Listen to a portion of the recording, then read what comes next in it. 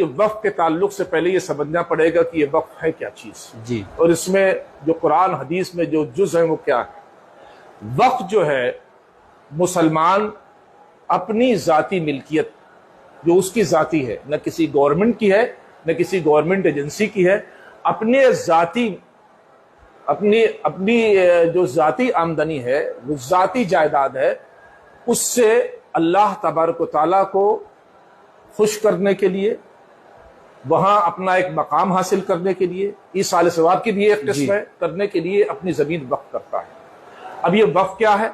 मसलन वक्फ किस लिए होता है? किसी स्कूल के लिए वक्फ हो गया, मस्जिद के लिए वक्फ हो गया, दरगाहों के लिए वक्फ हो गया, खानका के लिए वक्फ हो गया, हॉस्पिटल के लिए वक्फ हो गया, यानी किसी कार्य खैर के लिए। मैं अपनी कहता हूं मैंने एक 10 बीघा जमीन या एक आराजी 100 बीघा की इसलिए वक्फ कर दी कि इसका पैसा जो आएगा वो मस्जिद दरगाह शरीफ में लगेगा और इसकी तवल्लियत जो है वो मेरे बाद मेरे बड़े बेटे को, फिर उनके बाद बड़े बेटे को, फिर उनके बाद बड़े बेटे को इस सूरत मुंतकिल होती रहेगी। इससे कहते हैं मनशा वाकिफ। जो अहम चीज है, जिस चीज को आप समझिएगा, मनशा वाकिफ। अब किसी आदमी को यह हक हासिल नहीं है कि इस मनशा वाकिफ के वो खिलाफ जाए, ना किसी वक्फ बोर्ड को, ना किसी गवर्नमेंट एजेंसी को तो है ही नहीं है, इसलिए कि ये मुसलमानों की अपनी मिल्कियत है। हो क्या रहा है, अभी वक्फ तरमीमी बिल आया है और जो है जेसीपी में गया है, आप जानते ही होंगे, आप अखबारात में देख रहे होंगे, ज्वाइंट पार्लियामेंट्री उसमें कमेटी में गया है।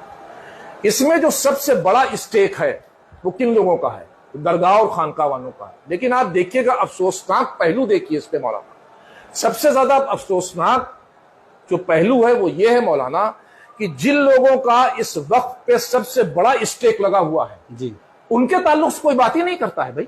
जी बिल्कुल। दरगाहों और खानकाहें कितनी टारगेट हुई हैं इस वक्त के जरिए जी, उस ताल्लुक से कोई बात नहीं करता है। जी, बात कौन कर रहा है, नैरेटिव कौन फैला रहा है, जी, वो बिल्कुल मैं खुलेआम कहूंगा इस बात को, चाहे मेरे पीछे कोई कुछ कहे, वहाबी तबका। जी, देखिए, अब ये वहाबिया का तबका, इससे ये पूछिए कि भाई तुम्हारे यहां तो इसाले सवाब का तसव्वुर नहीं है, तुम्हारे यहां तो अकीदा ये है कि नऊज बिल्लाह मिन ज़ालिक, नऊज बिल्लाह कि रसूलुल्लाह सल्लल्लाहु अलैहि वसल्लम जो है मर के मिट्टी में चले गए, नऊज बिल्लाह। तो जब तुम्हारा ये तसव्वुर है, तो फिर जब हुजूर के बारे में तुम्हारा ये तसव्वुर है, तो दूसरों के बारे में और वो सहाबा कराम और ताबईन और तबे ताबईन और बुजुर्गान दीन और औलिया कराम के बारे में तो फिर कोई बात ही नहीं करनी है। जी, तो तुम तो वक्फ करोगी नहीं, इसलिए कि तुम्हारा तो इसाले सवाबी पे नहीं वो भरोसा है। भाई वक्फ कौन करेगा? वक्फ वो करेगा जिसका अकीदा ये है कि अगर मैं ये 10 बीघा अराजी, 4 दुकानें, 5 करोड़ रुपया वक्फ करता हूं तो इसका सवाब मेरे मरहूमीन को या मुझे अल्लाह ताला के यहां मिलेगा। तो ये अकीदा तो अहले सुन्नत वल जमात का है ना। जी बिल्कुल। भाई ये अकीदा किसका है? अहले सुन्नत वल जमात का है। जी, अब नैरेटिव क्या फैलाया जा रहा है कि साहब, कौन लोग नैरेटिव फैला रहे हैं? तमाम देवबंदी वहाबी, जिन्होंने सबसे ज्यादा वक्त की इमलाक को मिसयूज किया है। अब आप देखिए जनाब, सबसे बड़ा स्टेक किसका है? दरगाहों का और खानकाहों का। जी, सबसे ज्यादा टारगेट किसको जो है किया गया है? दरगाहों को और खानकाहों को। जी, एक मैं जो मिसाल पेश करता हूं जो है वो कलियर शरीफ की, जो हमारे सिलसिले की सबसे बड़ी दरगाह है। भाई कलियर शरीफ में इस वक्त वक्फ बोर्ड काबिज है तकरीबन 30-35 सालों से या और से होगा, हमारे ख्याल में 30 साल से। शाह एजाज अहमद साहब रहमतुल्लाह अलैह के जमाने से वहां पर वक्फ बोर्ड आ गया है। क्यों आया भाई वहां पर वक्फ बोर्ड? अच्छा, जो हजरात आज बहुत चिल्ला रहे हैं वक्फ तरमीमी बिल के ऊपर, वो उस वक्त कहां थे जब कलियार, बहराइच, एक दो नहीं दसियों और बीसियों खानकाह पर वक्फ बोर्ड कब्जा कर रहा था और वक्फ बोर्ड कब्जा करके वहां की तमाम इमलाक को मिसयूज कर रहा था। कलियर शरीफ की मैं आपको देता हूं मिसाल। कलियर शरीफ में जो वक्फ है, जिससे आमदनी आ रही है, उसमें मनशा वाकिफ क्या है? भाई कलियर में अगर 100 बीघा जमीन, 200 बीघा जमीन, 500 बीघा जमीन या 1000 बीघा जमीन वक्फ है और उससे जो आमदनी आ रही है, तो जो जिसने वक्फ किया होगा उसका वो क्या मंशा रहा होगा? भाई उसका मंशा यही रहा होगा कि भाई वो लोग कोई वो बेवकूफ लोग तो नहीं थे ना कि उन्होंने ये नहीं सोचा था कि 1000 बीघा जमीन या 500 बीघा जमीन या 200 बीघा जमीन कलियर की दरगाह को जो वक्फ की जाएगी तो ये कुल फातिहा के लिए इतनी बड़ी अराजी नहीं चाहिए, सही बात, इतनी बड़ी जरूरत नहीं। तो फिर उन्होंने इतनी बड़ी अराजी क्यों वक्फ की? निजाम खानकाही के लिए वक्फ की। बिल्कुल बिल्कुल। वो निजाम खानकाही क्या है? सज्जादा नशीन जो उसका सबसे अहम रुकन है जी। एक सज्जादा नशीन होगा, उसकी फैमिली होगी, उसके बीवी और बच्चे होंगे जी। वहां खुलफा होंगे, उसके मुरीदीन होंगे जी, और फुकरा होंगे। उनके अखराजात के लिए मन्ने सलवा टपकेगा क्या कोई? सही बात है। ये जो वक्फ था ये उनके अखराजात के लिए था, साहिब सज्जादा के अखराजात के लिए था। वो जो खुलफा वहां रहते हैं, जो फुकरा वहां रहते हैं, उनके अखराजात के लिए था। किस मंशा है भाई? ये जो लोग ये जितना वो नैरेटिव चलाए हुए हैं, चाहे असदुद्दीन ओवैसी साहब हो या दूसरे लोग, ये जितना वो नैरेटिव चला रहे हैं, इनसे पूछिए कि जब कलियर में और हिंदुस्तान की बेशतर खानकाहों पे मनशे वाकिफ की खिलाफ वर्जी हो रही थी, सज्जादा साहब के ऊपर जुल्म किए जा रहे थे। मैं अभी कलियर के वाकया आपको बताऊं, कलियर का वाकया आप सुनिए। कलियर का सज्जादा जी, जिसके लाखों मानने वाले हैं, लाखों फॉलोइंग है उसकी जी, भाई उस सज्जादा को एक सरकारी मुलाजिम जी टारगेट करेगा जो है, जिसके ईमान तक का कोई ठिकाना नहीं। ये तमाम चीजें मैं आपको बताऊं कि हिंदुस्तान की बेशतर खानकाहों ने वक्फ बोर्ड के जरिए इन दरगाहों और खानकाहों पर इल्लीगल कब्जा किया, मनशा वाकिफ के खिलाफ काम किया। किस मनशा वाकिफ के तहत है कि दरगाह कलियर की आमदनी जो है वक्फ बोर्ड को मुलाजमीन को तनख्वाह देने में जाए? किस मनशा वाकिफ पे है? क्या जिन लोगों ने वक्फ किया था उनके ये मंशा में था कि जो है इसमें वक्फ बोर्ड को तनख्वाह दी जाएगी और सज्जादा के जो है घर की लाइट काट दी जाएगी? किस मंशा वाकिफ के खिलाफ? अच्छा, ये जो जुल्म हो रहा है, ये मैं एक कलियर की सिर्फ जो है वो तमसीलन पेश कर रहा हूं। ये जो जुल्म हो रहा है ऊपर से लेकर नीचे तक की तमाम खानकाहों पे। और जुल्म देखिए, एक बहुत नैरेटिव चल रहा है तो टोटल वहाबिया की तरफ से कि वक्फ बाई यूज जो है जी, यानी इस्तेमाल से वक्फ जी, ये बड़ा जुल्म हो रहा है। अच्छा, ये बहुत जुल्म हो रहा है, तो ये तो जुल्म वक्फ बोर्ड के जरिए सबसे ज्यादा हुआ है।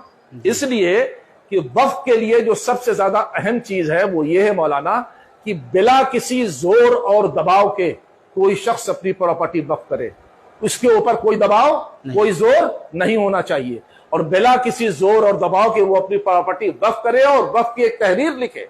अब आप मुझे अब देखिए, वक्फ की इस बुनियादी चीज की कैसी धज्जियां उड़ाई गई हैं। 1995-2013 में एक एक्ट ला करके वो एक्ट में अमेंडमेंट करके वो क्या था, वक्फ बाय यूज। अब मैं आपको एक मिसाल पेश करता हूं, आप सुनिए। आपके दादा पीर का मिसाल होता है, ठीक है ना, आपके परदादा पीर का मिसाल हो गया। आपके सिलसिले के तमाम हजरात ने अपना खुद चंदा किया, पैसा इकट्ठा किया और उनकी एक दरगाह बना दी। ठीक, बन गई साहब दरगाह, एक मस्जिद बना दी। कुछ दिनों के बाद फिर आपस में पैसा इकट्ठा करके फिर पैसा इकट्ठा किया, एक खानका बना दी, एक मदरसा बना दिया, वहां पर एक निजाम खानकाही चलना शुरू हो गया। ना आपके दादा पीर ने, ना आप जो है वो, ना उनके साहबजादे ने, ना उनके खुलफा ने, ना उनकी मुरीदीन की किसी अंजुमन ने, ट्रस्ट ने कुछ भी वक्फ नहीं किया। वक्फ बोर्ड आके दबक गया।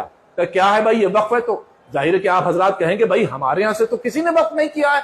नहीं साहब, ये वक्फ बाई यूज में वक्फ हो गया। यानी सोचिए, जिसकी जायदाद है, आपके सिलसिले के लोगों की जायदाद है, उन्होंने जो है अपने पैसे से, वक्फ बोर्ड का एक पैसा उसमें नहीं है, अपने पैसे से एक दरगाह बनाई है, मस्जिद बनाई है, खानका बनाई है। वक्फ बोर्ड क्यों धमका आकर के कि वक्फ बाई यूज है, और आकर के आपकी जायदाद पे कब्जा किया। वहां रोज मुतवल्ली बदले, वहां लाठियां चली, और ये 55 साल से तमाम दरगाहों और खानकाहों के ऊपर मजालिम ढाए जा रहे हैं वक्फ बाई, जिससे वक्फ बाई यूज के जरिए, जिसका इस अमेंडमेंट में जिक्र है। मैं दरगाहों की तरफ से मैं तमाम खानका के लोगों को यह कहूंगा कि वो जो है सबसे ज्यादा जुल्म आपके ऊपर जो है वो वक्फ बाई यूज के जरिए हुए हैं।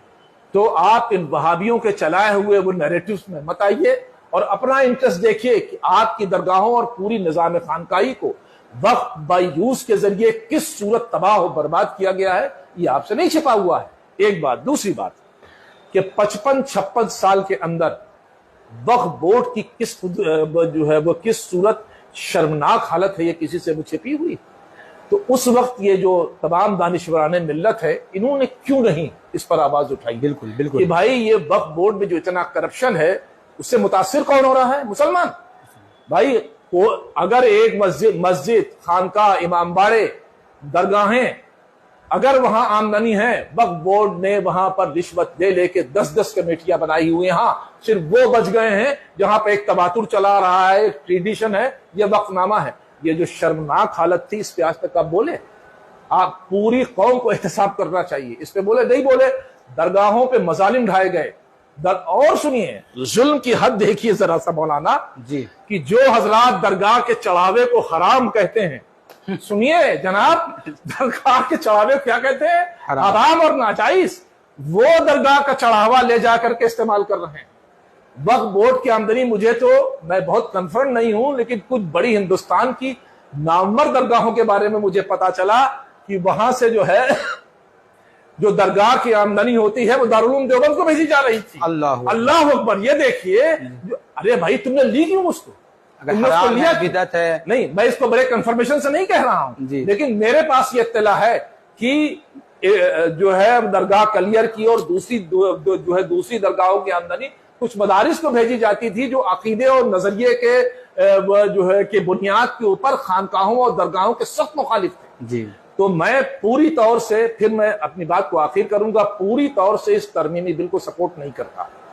उसमें कुछ क्लॉज ऐसे हैं जिसको गवर्नमेंट को वापस लेना चाहिए। बिल्कुल बिल्कुल मैं उसको कहूंगा, जैसे कि उसमें औरत जी का होना। दूसरी चीज ये है कि उसमें नॉन मुस्लिम को, ये बिल्कुल गलत बात है, इसलिए कि वक्त जो है, भाई मुसलमानों ने तो कभी भी ये नहीं कहा है ना कि उनको राम जन्मभूमि में उनको मेंबर बनाया जाए, उनका कोई हक भी नहीं पहुंचता।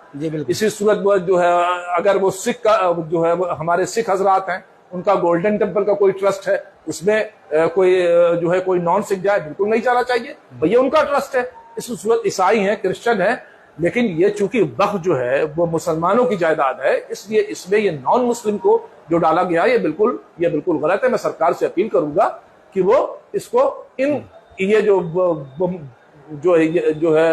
ये चीजें हैं इनको वापस ले ले। बाकी ये दरगाह वालों को मैं एक मैसेज दूं कि आपका सबसे ज्यादा इस्तेसाल वक्फ बाय यूज के जरिए ही किया गया है, आप जान लीजिए। और आप इसके खिलाफ एक ज्वाइंट प्लेटफॉर्म बनाइए, और ज्वाइंट प्लेटफॉर्म बना के ये वहाबियों ने जो नैरेटिव चलाया हुआ है इसके खिलाफ खड़े होइए। इसके बाद आपको फिर मौका नहीं मिलने वाला है। पूरी हमारी निजाम खानकाही, और निजाम खानकाही क्या चीज है भाई? जो है वो निजाम खानकाही कुल फातिहा के अलावा एक सिस्टम का नाम है भाई। एक सज्जादा नशीन रहता है वहां, उसके खलफा और मुरीदीन है, उसका इदारा चलता है, उसके यहाँ वो एक इस्लाह की एक पूरी वो मुहिम चलती है, उसके लिए कुछ लोग होते होंगे भाई, उनके अखराजात कैसे पूरे होंगे? मंदे सलवा टकेगा जब सज्जादा के वो घर की लाइट तक काटी जा रही है, जो उसका सबसे बड़ा हक है। बिल्कुल भाई, मंशा वाकिफ का अगर जिसने भी कलियर में जो है वक्फ किया होगा, तो वो मंशा वाकिफ का सबसे बड़ा मंशा तो ये होगा कि इस आमदनी से सबसे ज्यादा खिदमत सज्जादा साहब की होनी चाहिए। बिल्कुल होगा कि नहीं भाई? बिल्कुल होना ही चाहिए, और ये होना भी चाहिए। वो हेड है भाई, वो हेड है दरगाह जी। अगर मैं वहां 100 रुपया जाकर के वो जो है उसमें डालता हूँ, गोलक में 500 रुपया गोलक में डालता हूं, तो मैं ये समझूंगा कि सबसे ज्यादा इस पे हक जो है वहां के साहिब सज्जादा का है, इसलिए कि इस पूरी निजाम खानकाही का सबसे अहम रुकन जो है वो वही है। और उसके घर की लाइट काटी जाएगी जी, और वो भी एक जो है सरकारी कर्मचारी काटेगा जी। तो ये मंशा वाकिफ की जो धज्जियां उड़ रही थी उस वक्त, ये हजरात, हमारे कुछ खानका के लोग भी इन वहाबियों के फैलाए हुए नैरेटिव का शिकार हो गए।